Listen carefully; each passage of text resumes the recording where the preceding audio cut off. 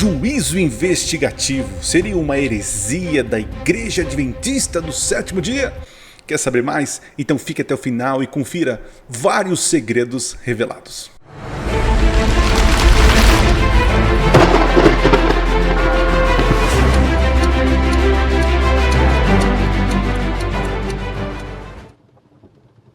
Olá, seja bem-vindo a mais um vídeo do canal Minuto Profético.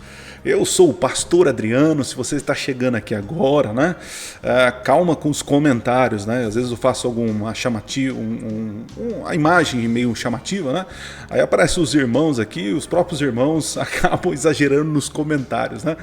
Então eu sou o pastor adventista, o meu canal tem como objetivo ensinar teologia adventista e teologia cristã, né? Naquilo que eu acredito. Eu não sou a voz da igreja, como eu tenho falado aqui, e nem o dono da verdade, mas gosto de falar sobre profecias. Se você olhar aqui na playlist do canal, você vai ver que tem vários vídeos ensinando profecias. Esse é o teor do canal. Mas o pessoal gostou muito em que eu reagi a um vídeo passado. Eu vou colocar aqui, se você não assistiu ainda, né? A Igreja Adventista tem sofrido muitos ataques ao longo da história, isso é verdade. Mas com o advento da mídia, os ataques têm sido maiores, né? Assim como facilitou a gente levar as 3 mensagens angélicas, que é o coração da mensagem adventista, os ataques eles também aumentaram, né? Então, ultimamente eu tenho visto... Opa, peraí, a câmera está torta aqui. É o que eu estava falando mesmo? Tá.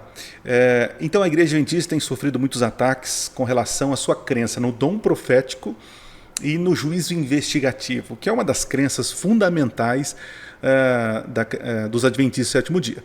Eu quero começar agora uma nova série, sobre vídeos curtos respondendo a perguntas sobre o juízo investigativo.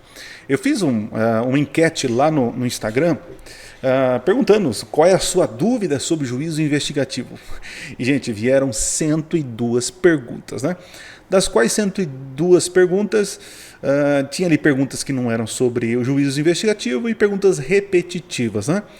Então eu pensei, eu vou pegar mais ou menos as dúvidas mais frequentes e gravar uma série aqui. Então esse vídeo é o primeiro de uma série. Não vou tentar esgotar o assunto aqui, né? Mas ao longo do ano aí nós vamos soltando vídeos sobre o juízo investigativo. Se você não assistiu os nossos últimos vídeos, está aqui para você assistir, a série Apocalipse agora. E eu vou soltar até o final de semana aqui um outro vídeo sobre maturidade cristã. Muito interessante esse tema. Deixa eu colocar na tela aqui para você entender a nossa crença fundamental número 24, que fala sobre o santuário celestial e a purificação do santuário. Então, antes de responder 3 perguntas, vou ler a crença fundamental que está no livro Nisto Cremos. Porque hoje em dia, parece que vale mais um vídeo mal feito do que um bom livro bem escrito. Entende? As pessoas estão acreditando mais nos vídeos da internet do que a própria literatura, né? E nós temos várias literaturas adventistas falando sobre o assunto.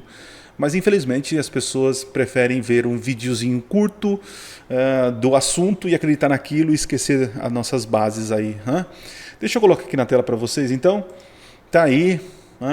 Vou ler para você a crença fundamental número 24 dos Adventistas do Sétimo Dia. Então é uma literatura oficial da igreja. Tá? Vamos lá então. Vou ler com vocês aqui. Há um santuário no céu. Nós cremos nisso. Alguns vão dizer que é heresia, né? Mas existe um santuário no céu, isso é bíblico. Se você não acredita nisso, você pode rasgar então o livro de Hebreus, que fala muito bem sobre isso, né? Então vamos lá. O verdadeiro tabernáculo que o Senhor erigiu, não seres humanos, nele Cristo ministra em nosso favor, tornando acessíveis aos crentes os benefícios do seu sacrifício expiatório oferecido uma vez por todas na cruz. Então Cristo não está lá de braços cruzados, Ele está oferecendo os méritos do seu sacrifício, assim nós cremos, né?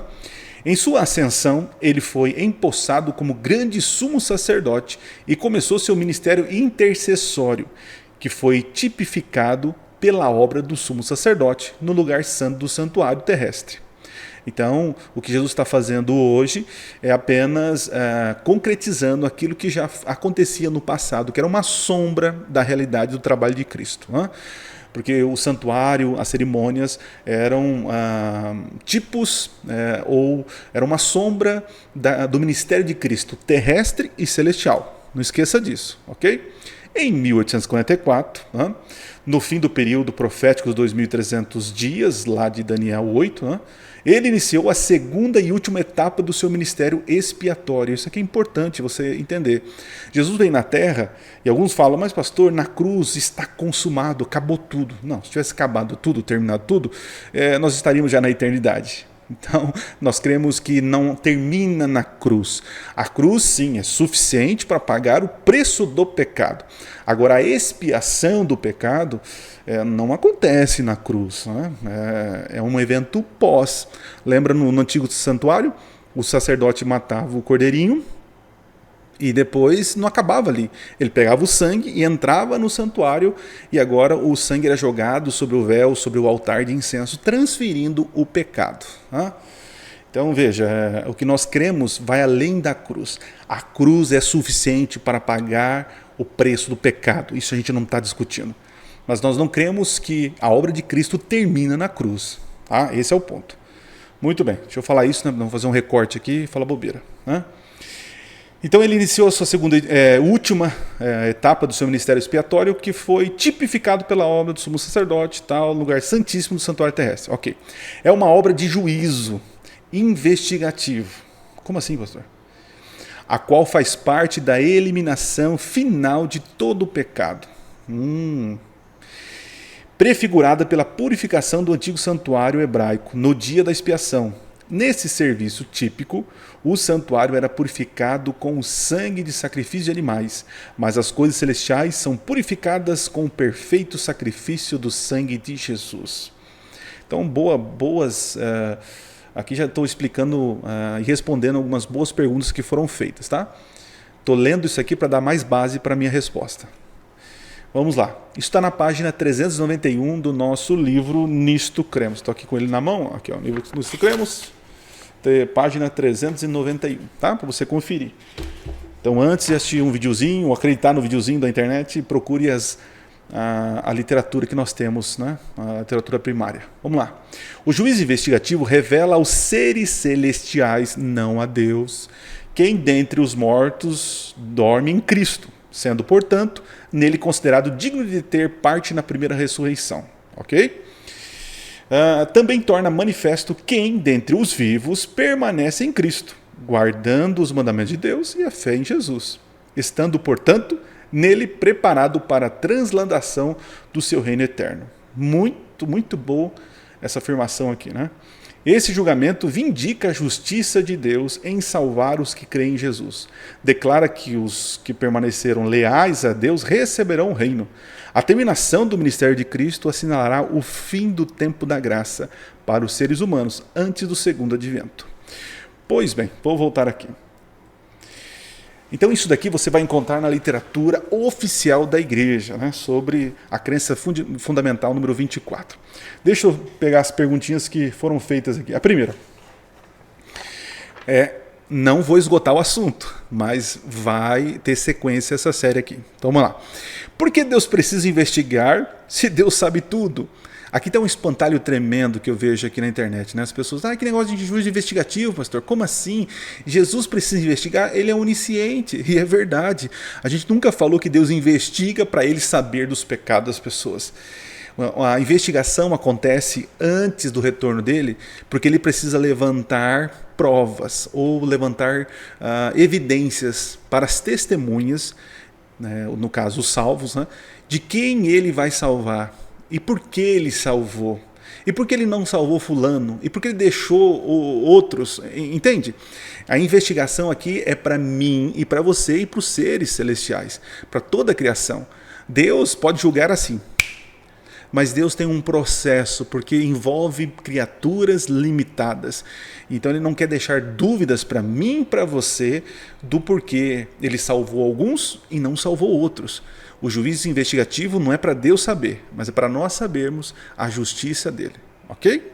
Tá bom. Vamos para a próxima perguntinha. Diz o seguinte. A cruz, aquela mesma afirmação que eu falei, né? A cruz é suficiente para pagar o preço. Não precisa de uma expiação após ela. Essa é uma afirmação assim muito pobre, né? A diferença dos adventistas, da maioria dos evangélicos, é que nós acreditamos que o ministério de Jesus não termina na cruz. Então nós acreditamos que Jesus ele sobe ao céu após a sua ressurreição.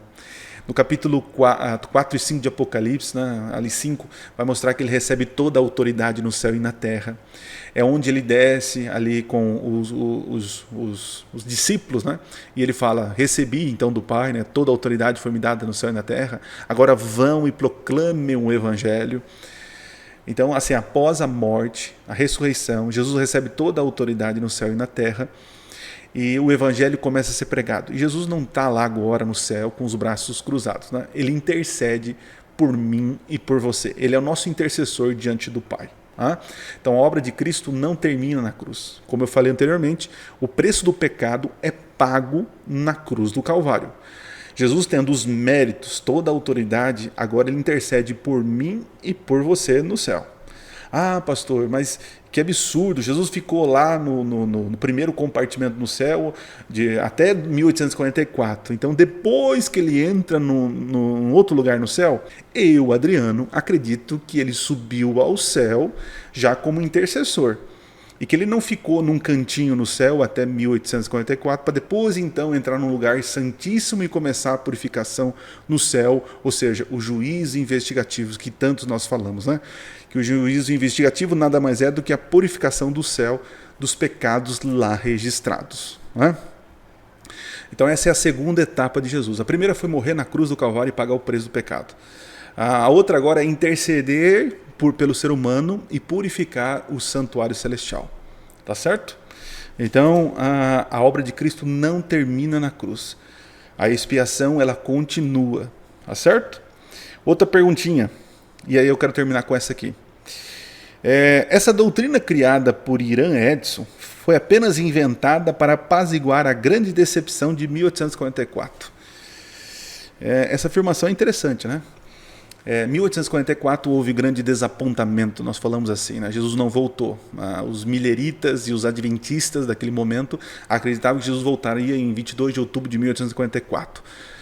Nós entendemos hoje que foi um erro, né? Um erro não de data, mas de evento.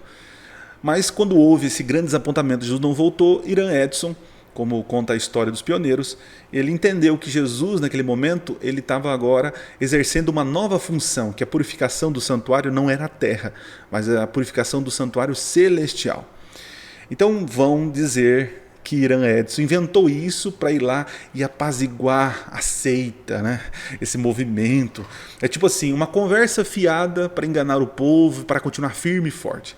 Isso é uma besteira tão grande, né? Porque Irã Edson começa a falar desse estudo que ele teve, né? Que ele começou a investigar, a ler o livro de Hebreus para entender mais o que seria essa purificação. Isso por volta de 1845. 45 foi mais de um ano depois do grande desapontamento. E seria realmente uma conversinha fiada se ele não tivesse voltado para o celeiro naquele dia e começado um estudo para apresentar de forma bíblica o raciocínio dele e a ideia que ele teve. E isso não foi algo solitário de Irã Edson. Várias pessoas participaram e entenderam essa ligação do Antigo Testamento do santuário terrestre com o santuário celestial. A obra de Cristo prefigurada no Antigo Testamento e agora sendo realizada, cruz e pós-cruz. Tá certo? E uma última perguntinha. Pastor, como defender essa doutrina de maneira bíblica? Quais são os textos? E eu vou no próximo vídeo apresentar para você os textos bíblicos que apoiam a crença adventista sobre um juízo pré-advento, um juízo investigativo, um juízo que acontece antes de Jesus voltar. Porque quando ele vem buscar, quando ele voltar, ele vem buscar os seus. Então, se ele já vem buscar os seus, é porque já houve um juízo antes do retorno dele. A Bíblia diz que ele vem para trazer o galardão para os seus. Nós cremos que nós passaremos um milênio no céu. Mas esse é um assunto para um próximo vídeo. Não se esqueça de se inscrever no canal, compartilhar para o teu amigo que tem dúvidas. Existem várias dúvidas sobre esse assunto. Eu vou dizer para vocês, não é um assunto tão fácil, mas é um assunto muito importante para os dias que nós estamos vivendo. Então eu vou ficando por aqui, agradeço a sua companhia, já deixou o like aí? Então compartilha também para os seus amigos no grupo do WhatsApp. E não se esqueça, Minuto Profético. Nunca foi tão fácil estudar profecias. Até mais, gente. Valeu!